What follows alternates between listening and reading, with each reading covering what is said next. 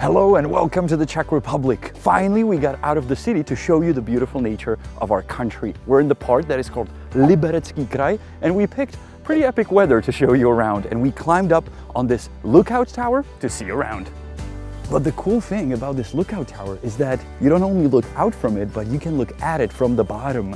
It's this subtle structure on this rock, and it reflects everything you see. So every time you visit, it will look a bit different, and I think it's really nice. This is the first lookout tower I've ever experienced where it's nicer to look at it from the bottom than from it from the top.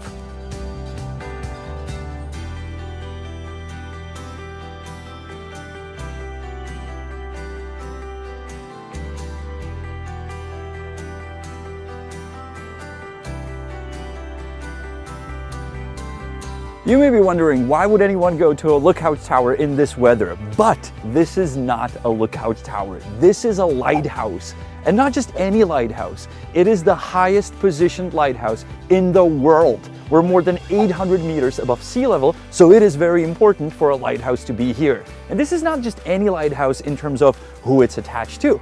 It was put here by Jára Cimrman, the most famous Czech person. Never heard of him? Well, I'm sure you use all his goods every day. He's a great inventor and a very, very important person. Down at the bottom is his museum, so let me show you some of the things that I'm sure you will absolutely love.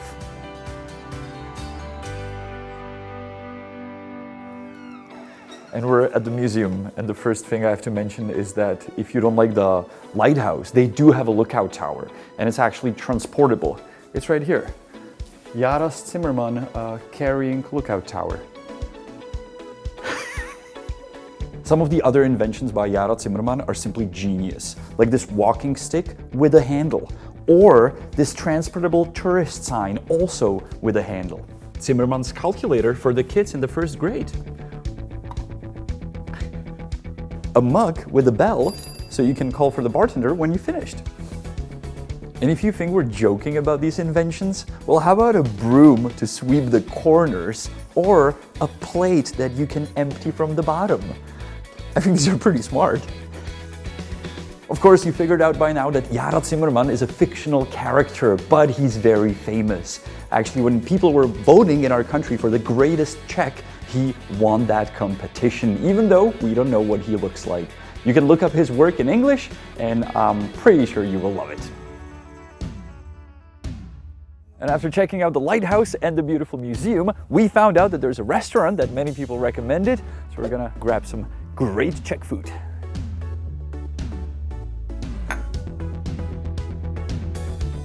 Well, I guess bon appetit.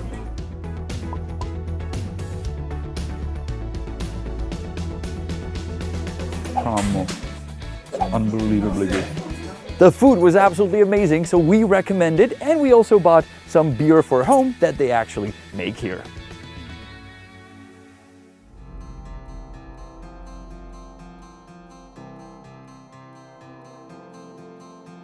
Despite the really bad foggy weather, we went to another lookout point, this time lookout points.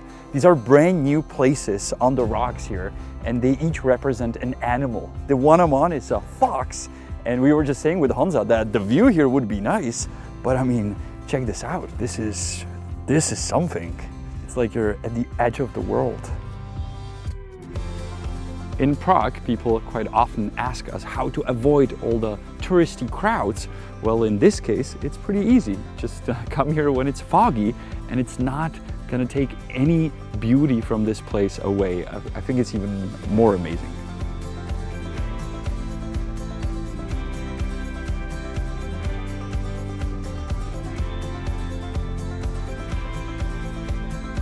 This one is called the bear.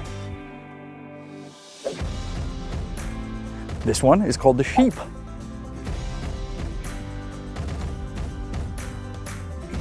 And this one is called the miner.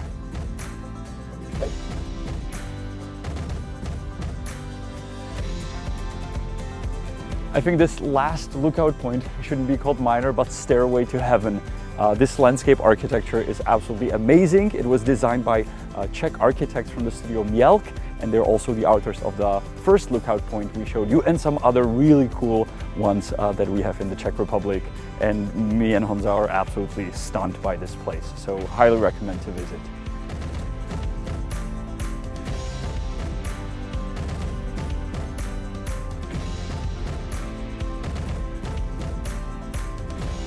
If you're wondering why these lookout points are called the fox, bear, sheep, and the miner, it's because it's from the coat of arms of the city Rokytnice nad Jizerou that is below us here. The original idea was to build one big lookout tower here, but the hill wasn't really ideal for that. That's why they made different various stops around it, and we think it's absolutely great.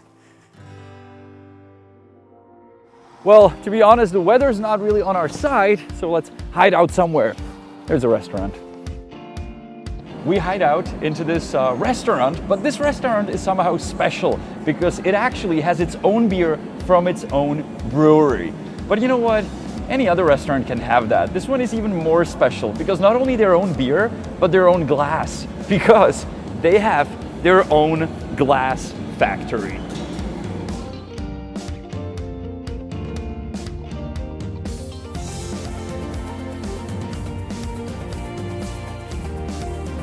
Okay, let's be fair. The glass factory was here first. It's actually been here for 309 years. Believe it or not, this factory is the oldest still working glass factory in the world. All glass here is handmade, and walking through the process, which you can do as well on the excursion, is absolutely amazing, and watching the guys make it, it's a blast. They do have a little exhibition here where you can touch the tools that the glassmakers use, for example, to make the glasses stem.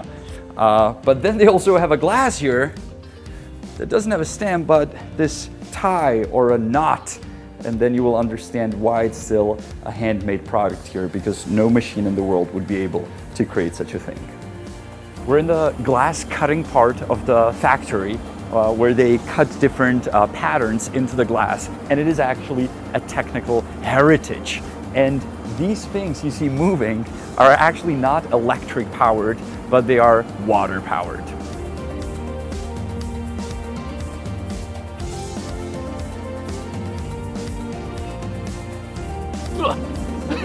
Takový balónek jsem vyrobil. Janek Rubeš, vole. Díky. Za kolik to prodáme? To je papír. I just made that. Díky strašně moc. Nemáš za co. Díky. Čau, díky. That's it for the glass factory, but since it's really traditional, they do not have ID cards when employees come in and out. There's something called a píchačka. I do not know the word in English, but it is very traditional. All right, see you tomorrow. What you just saw is not the only glass factory in the neighborhood, because believe it or not, this area is actually called the Crystal Valley. So let us show you one more place where they make some really cool glass stuff. We moved to a village Ponikla, to this place called Rautis, which is a place that sells Christmas decoration, but also makes them. And at a first glance, they may be nice, but quite normal. But once you see the entire process, and once you find out that the process itself is in UNESCO heritage, you found out that it's really cool. Not only a store, as I mentioned, but also this workshop where you will find out how they turn this simple glass tube into the beautiful Christmas decorations. The process looks simple, but it's very hard to do. And it's actually not being done here. This is just to show it to tourists, but it's made in the people's houses that they live around, in the workers' houses. That's why the process was also put on the list of UNESCO heritage.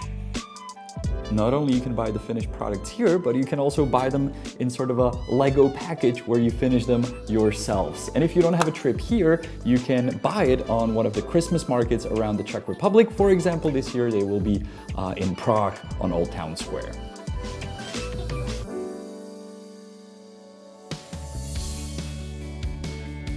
We took a short trip from the city of Harrachov to this most beautiful, most visited, and one of the largest waterfalls in our country that is called Mumlava. It's named after the river because apparently the river mumbles, so they named it Mumlava. Despite the fact that it's the most popular and most visited waterfall in our country, we are actually here by ourselves. And the reason for that is that it's off season. And even though it's off season, the weather's nice, it's not cold nor hot, and you can have the place to yourself, which makes it, as I say, more beautiful.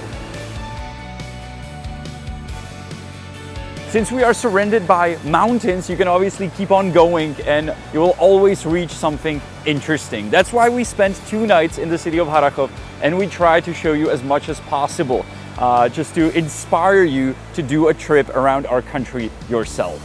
I hope you could see from our video that traveling off-season has its perks, and that's why we were invited here by the Liberec region that we made the video together with them.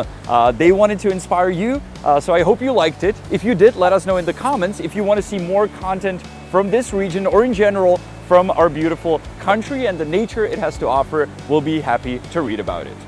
If you want to see some more amazing pictures and sights from this region, we will link some cool Instagram accounts to check it out, and also the Liberec region website, so you can inspire yourself for some other trips and activities you can do around. Those were the 2 of us, honest guides, not in Prague, but in Liberec region. I hope you enjoyed this episode, and I'll see you next week on another one. And in the end, I'm gonna teach you a Czech word. This time it's how to say waterfall, and it's vodopád. Vodopád is waterfall, because water is voda and fall is pád. Vodopád.